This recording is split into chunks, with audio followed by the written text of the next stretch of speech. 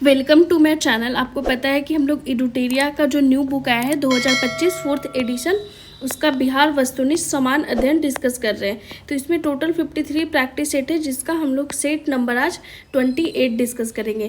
तो 1 से लेकर 27 तक डिस्कस हो चुका है, तो आप जाके चैनल पे देख सकते हैं। तो सेट 28 में जो क्वेश्चन है वो लोकसभा आम चुनाव जो पिछले साल हुआ था, उसमें जो बिहार का संदर्भ है उससे रिलेटेड क्वेश्चन है। तो मे बी अपकमिंग एग्जामिनेशन में क्वेश्चन बन सकता है। पिछले साल जो लोकसभा का चुनाव हुआ था उसमें बिहार से रिलेटेड जो भी फैक्ट है वो जोड़ के पूछा जा सकता है। इसलिए चलिए स्टार्ट करते हैं सेट नंबर 28 का पहला क्वेश्चन। पहला है कि चुनाव आयोग द्वारा बिहार में कुल कितने चरणों में लोकसभा चुनाव 2024 संपन्न कराया गया है। तो ये टोटल 7 चरणों में बिहार में ये लोकसभा जो चुनाव हुआ था पिछले साल, लोकसभा 2024 का जो चुनाव हुआ था वो टोटल 7 चरण में कंडक्ट कराया गया था, इसलिए ऑप्शन नंबर ए सही हो जाएगा। नेक्स्ट है आपका कि बिहार में लोकसभा की कुल कितनी सीटें हैं। इंपॉर्टेंट है, प्रीवियस ईयर में भी ये क्वेश्चन पूछा जा सकता है कि बिहार में लोकसभा की कुल कितनी सीटें हैं। तो ये सीट 40 है, तो ऑप्शन नंबर डी सही हो जाएगा। टोटल 40 सीट है लोकसभा के लिए। ठीक है, अगर यहीं पे बात करें हम राज्यसभा की, तो राज्यसभा में टोटल सीट कितना है बिहार से, तो ये टोटल सीट है आपका 16। ठीक है, तो इस तरीके से दोनों फैक्ट आप याद करिएगा कि लोकसभा के लिए 40 सीट है और राज्यसभा के लिए 16 सीट है बिहार में। नेक्स्ट है कि बिहार में लोकसभा की कुल कितनी सीटें आरक्षित है, मतलब रिजर्व्ड हैं।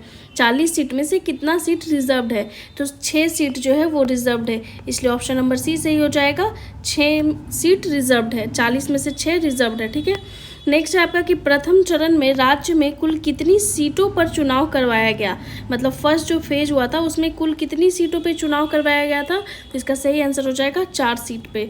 नेक्स्ट है 7वां एवं अंतिम चरण में राज्य में कुल कितनी सीटों पर चुनाव करवाया गया था।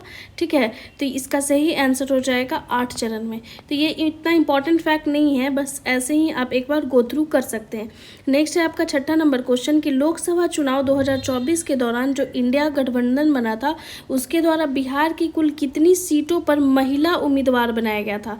तो क्वेश्चन को ध्यान से पढ़ना है कि महिला उम्मीदवार मीन्स वुमेन कैंडिडेट इंडिया गठबंधन के द्वारा बिहार की कितनी सीटों पे मतलब कैंडिडेट को उतारा गया था, वुमेन कैंडिडेट को, तो इसका सही आंसर हो जाएगा 6।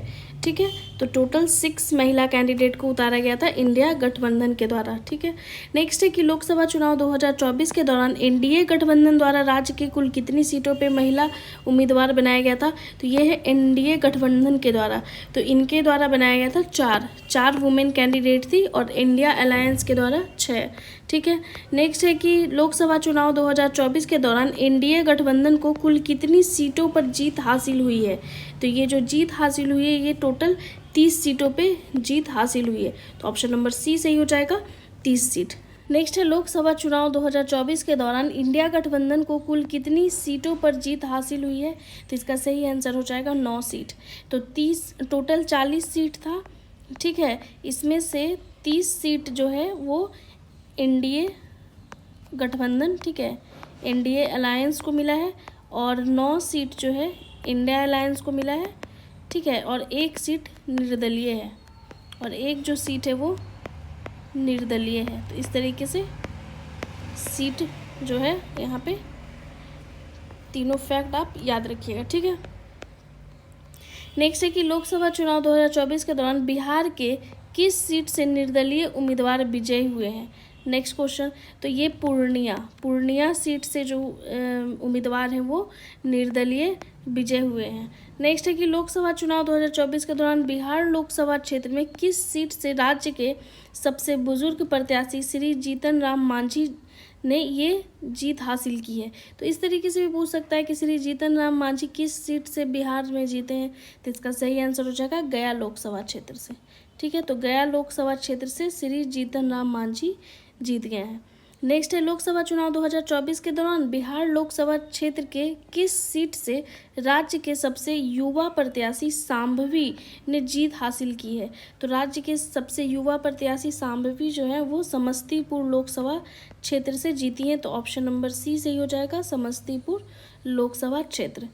नेक्स्ट है कि बिहार लोकसभा के किस सीट से एनडीए प्रत्याशी राजभूषण निषाद ने सर्वाधिक अंतर मतलब इतना वोट से जीत हासिल की है, तो इसका सही आंसर हो जाएगा ऑप्शन नंबर ए मुजफ्फरपुर।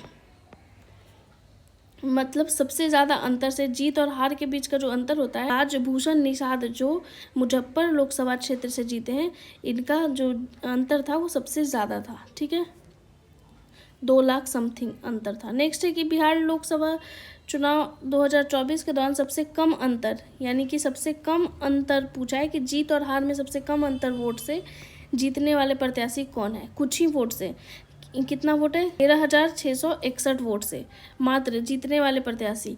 तो ये इसका सही आंसर हो जाएगा Rajiv Pratap Rudy. Option number C सही हो जाएगा, राजीव प्रताप रूडी।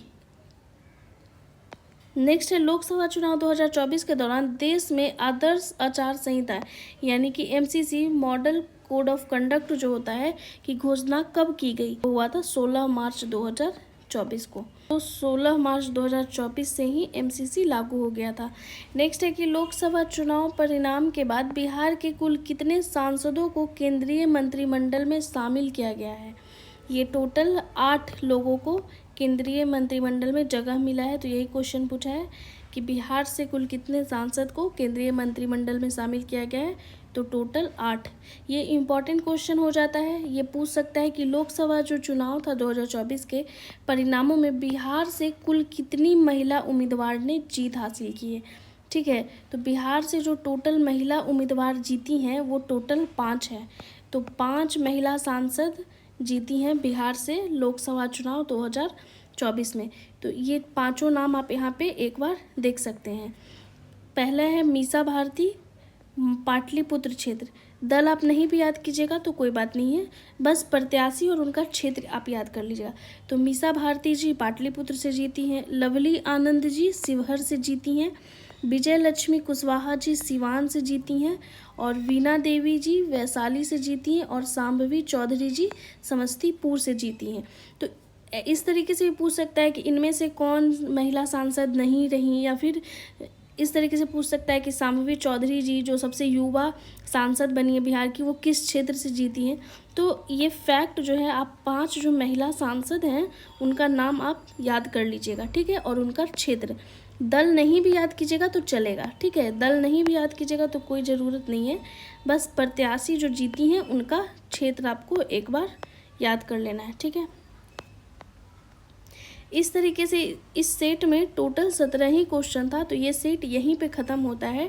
तो लोकसभा चुनाव 2024 से क्वेश्चन बन सकता है, तो आप ज़रूर रिवाइज कीजिएगा।